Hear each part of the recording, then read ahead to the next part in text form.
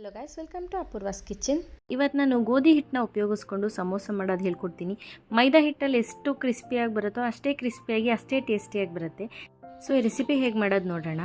ಒಂದು ದೊಡ್ಡ ಬೌಲಷ್ಟು ನಾನು ಗೋಧಿ ಹಿಟ್ಟನ್ನು ತೊಗೊಂಡಿದ್ದೀನಿ. ಅದಕ್ಕೆ ಅರ್ಧ ಕಪ್ಪಷ್ಟು ಸಣ್ಣ ರವೆ ತೊಗೊಂಡಿದ್ದೀನಿ, ಅಂದರೆ ಬಾಂಬೆ ರವೆ, ಮಾಮೂಲಿ ಉಪ್ಪಿಟ್ಟು ಯೂಸ್ ಮಾಡ್ತೀವಲ್ಲ ಆ ರವೆ ತೊಗೊಂಡಿದ್ದೀನಿ. ನೆಕ್ಸ್ಟು ನಾನು ಇದಕ್ಕೆ ಅಜ್ವೈನ್ ಹಾಕೋತಾ ಇದ್ದೀನಿ. 1 ಟೀ ಸ್ಪೂನಷ್ಟು ಅಜ್ವೈನ್ ತೊಗೊಂಡಿದ್ದೀನಿ.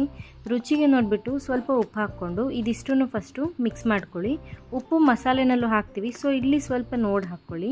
1/4 ಕಪ್ಪಷ್ಟು ನಾನಿಲ್ಲಿ ಎಣ್ಣೆ ತೊಗೊಂಡಿದ್ದೀನಿ. ಎಣ್ಣೆ ಹಾಕ್ಕೊಳ್ಳೋದ್ರಿಂದ ಸಮೋಸ ತುಂಬ ಕ್ರಿಸ್ಪಿಯಾಗಿ ಬರುತ್ತೆ. ನೋಡಿ, ನೀಟಾಗಿ ಮಿಕ್ಸ್ ಮಾಡ್ಕೋಬೇಕು. ಹೀಗೆ ಉಂಡೆ ಕಟ್ಟಿದ್ರೆ ಈ ಥರ ಕೈಯಲ್ಲಿ ಕೂತ್ಕೋಬೇಕು, ಇಲ್ಲಾಂದರೆ ಇನ್ನೊಂದು 2 ಟೀ ಸ್ಪೂನಷ್ಟು ಎಣ್ಣೆ ಹಾಕ್ಕೊಂಡು ಮಿಕ್ಸ್ ಮಾಡ್ಕೊಳ್ಳಿ.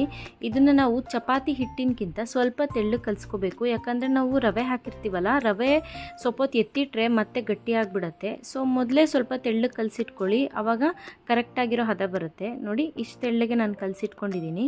ಈಗ 1 ಟೀ ಸ್ಪೂನಷ್ಟು ಎಣ್ಣೆನ ಹಾಕ್ಬಿಟ್ಟು ಹಿಟ್ಟು ಮೇಲೆ ನೀಟಾಗಿ ಸವರ್ಕೊಳ್ಳಿ. ನಾದೋ ಅವಶ್ಯಕತೆ ಇಲ್ಲ, ಜಸ್ಟ್ ಸವರ್ಬಿಟ್ಟು ಇದನ್ನು 15ರಿಂದ 20 ನಿಮಿಷ ಎತ್ತಿಟ್ಕೊಳ್ಳಿ. ರವೆ ಸ್ವಲ್ಪ ಉಬ್ಬಬೇಕು.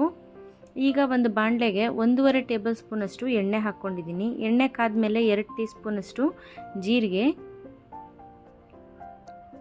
ಸ್ವಲ್ಪ ಚಟಪಟ ಅಂತ ಸಿಡಿಬೇಕು. ನೆಕ್ಸ್ಟ್ ಇದಕ್ಕೆ ನಾನು 1 ಇಂಚಷ್ಟು ಶುಂಠಿನ ತುರಿದ್ಬಿಟ್ಟು ತೊಗೊಂಡಿದ್ದೀನಿ. ನೆಕ್ಸ್ಟು ಹಸಿರು ಮೆಣಸಿನ್ಕಾಯಿ 2 ಸಣ್ಣದಾಗಿ ಕಟ್ ಮಾಡ್ಕೊಂಡಿದ್ದೀನಿ. ಹಿಂಗೆ ಹಾಕ್ಕೊಂಡಿದ್ದೀನಿ. ಹಿಂಗೆ ಹಾಕ್ಕೊಳ್ಳಿ, ತುಂಬ ಟೇಸ್ಟಿಯಾಗಿರುತ್ತೆ. 1/4 ಟೀ ಸ್ಪೂನಷ್ಟು ಹಿಂಗೆ ಹಾಕ್ಕೊಂಡು ಇದನ್ನು ಮೀಡಿಯಮ್ ಫ್ಲೇಮಲ್ಲಿ ಇಟ್ಕೊಂಡು 1-2 ನಿಮಿಷ ಎಣ್ಣೆಯಲ್ಲಿ ಫ್ರೈ ಮಾಡ್ಕೊಳ್ಳಿ. ನೆಕ್ಸ್ಟು ನಾನಿಲ್ಲಿ ಫ್ರೋಝನ್ ಬಟಾಣಿ ತೊಗೊಂಡಿದ್ದೀನಿ. ನಿಮ್ಮ ಹತ್ರ ಇಲ್ಲ ಅಂದರೆ ನೀವು ಹಸಿ ಬಟಾಣಿ ಕೂಡ ಸ್ವಲ್ಪ ಬೇಯಿಸ್ಬಿಟ್ಟು ಇದಕ್ಕೆ ಹಾಕ್ಕೋಬೋದು. ಬಟಾಣಿ ಇಲ್ಲ ಅಂದ್ಬಿಟ್ಟು ಸ್ಕಿಪ್ ಮಾಡಿದ್ರೂ ನಡೆಯುತ್ತೆ, ಪ್ರಾಬ್ಲಮ್ ಇಲ್ಲ. ಸೊ ಇದನ್ನು 1-2 ನಿಮಿಷ ಬಟಾಣಿ ಸ್ವಲ್ಪ ಮೆತ್ತಗಾದ್ಮೇಲೆ ಅರ್ಧ ಟೀ ಸ್ಪೂನಷ್ಟು ಅರಿಶಿಣದ ಪುಡಿ ಹಾಕ್ಬಿಟ್ಟು ಮಿಕ್ಸ್ ಮಾಡ್ಕೊಳ್ಳಿ. ನೋಡಿ, ಇವಾಗ ಬಟಾಣಿ ಮೆತ್ತಗಾಗಿದೆ. ಈಗ ನಾವು ಆಲೂಗೆಡ್ಡೆ ತೊಗೋತಾ ಇದ್ದೀನಿ. 3 ಆಲೂಗೆಡ್ಡೆನ ನಾನು ಬೇಯಿಸ್ಬಿಟ್ಟು ಕೈಯಲ್ಲೇ ಸ್ವಲ್ಪ ಸ್ಮ್ಯಾಶ್ ಮಾಡಿಬಿಟ್ಟು ಹಾಕ್ಕೊಂಡಿದ್ದೀನಿ.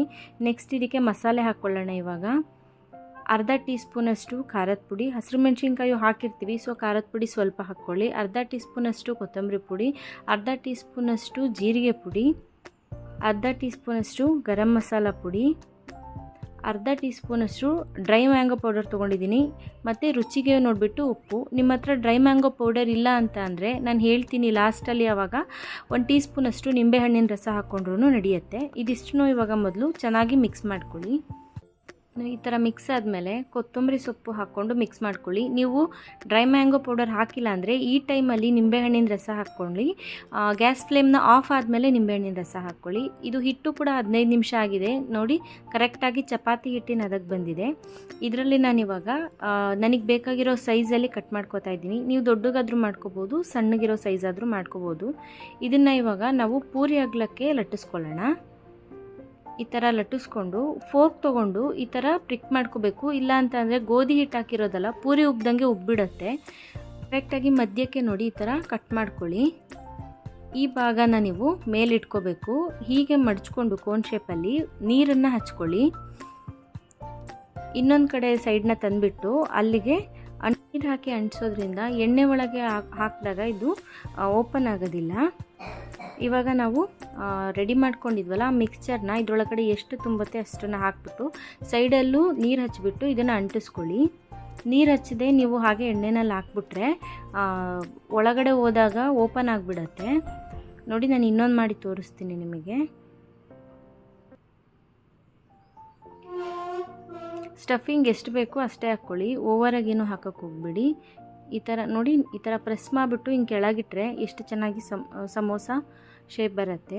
ಇವಾಗ ಎಣ್ಣೆ ಕಾದಿದೆ. ಎಣ್ಣೆ ಕಾದ್ಮೇಲೆ ಇದನ್ನು ಮೀಡಿಯಮ್ ಫ್ಲೇಮಲ್ಲಿ ಇಟ್ಕೊಳ್ಳಿ. ಫುಲ್ಲು ಮೀಡಿಯಮ್ ಫ್ಲೇಮಲ್ಲಿ ಇಟ್ಕೊಂಡು ಸಮೋಸ ಹಾಕ್ಕೊಳ್ಳಿ. ಹೈ ಫ್ಲೇಮಲ್ಲಿ ಇಟ್ಬಿಟ್ಟು ನೀವು ಬೇಯಿಸ್ಬಿಟ್ರೆ ಕ್ರಿಸ್ಪಿ ಆಗೋದೇ ಇಲ್ಲ. ಇದು ಹತ್ತತ್ರ 7ರಿಂದ 8 ನಿಮಿಷ ಮೀಡಿಯಮ್ ಫ್ಲೇಮಲ್ಲಿ ಇದು ಬೇಯಬೇಕು. ಆವಾಗಲೇ ಕ್ರಿಸ್ಪಿಯಾಗಿ ರೆಡಿ ಆಗೋದು. 8 ನಿಮಿಷ ಆದಮೇಲೆ ನೋಡಿ ಈ ಕಲರ್ ಬಂದಿದೆ.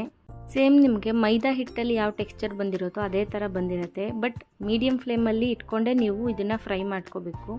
ಹೈ ಫ್ಲೇಮಲ್ಲಿ ಇಟ್ಕೊಂಡ್ರೆ ಫುಲ್ ಮೆತ್ತಗಾಗುತ್ತೆ, ಆ ಥರ ಬರೋದಿಲ್ಲ. ಎಣ್ಣೆಯಿಂದ ತೆಗೆದುಬಿಟ್ಟು ಇದನ್ನು ಬಿಸಿ ಬಿಸಿಯಾಗಿ ಸಾಸ್ ಜೊತೆ ಅಥವಾ ಗ್ರೀನ್ ಚಟ್ನಿ ಜೊತೆ ಸರ್ವ್ ಮಾಡಿ, ತುಂಬ ಟೇಸ್ಟಿಯಾಗಿರುತ್ತೆ. ಇವತ್ತು ನಾನು ಮಾಡಿದ ರೆಸಿಪಿ ನಿಮಗೆಲ್ಲ ಇಷ್ಟ ಆಗಿದ್ರೆ ಲೈಕ್ ಮಾಡಿ, ಕಮೆಂಟ್ ಮಾಡಿ, ಹಾಗೆ ಸಬ್ಸ್ಕ್ರೈಬ್ ಆಗೋದನ್ನು ಮರಿಬೇಡಿ. Thank you for watching this video.